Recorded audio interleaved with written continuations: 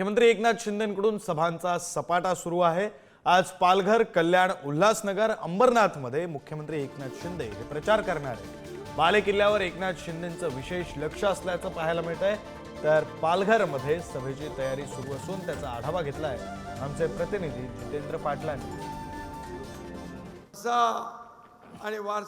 मुख्यमंत्री एकनाथ शिंदे आज पालघर जिल्हा दौऱ्यावर आहेत आणि यांच्या आज दोन सभा ज्या आहेत त्या पालघरमध्ये पार पडणार आहेत। पहिली सभा जी आहे ती पालघरच्या आगरी मैदान या ठिकाणी पार पडणार आहे। मी सध्या याच सभा मंडपास स्थळी आपण बघू शकतो शिवसेना शिंदे गटाकडून जय्यत तयारी जी आहे ती करण्यात आलेली आहे। भव्य असा मंडप जो आहे तो उभारण्यात आलेला आहे।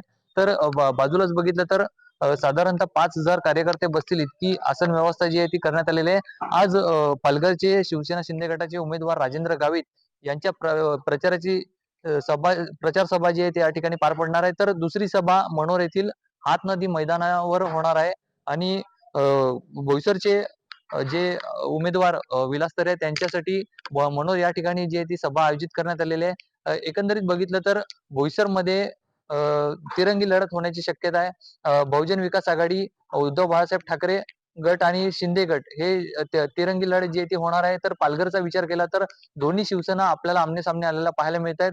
मात्र आज या होणाऱ्या सभेमध्ये पालघरवासियांसाठी एकनाथ शिंदे काय घोषणा करतात हे देखील पाहणं आता तितकंच महत्वाचं आहे।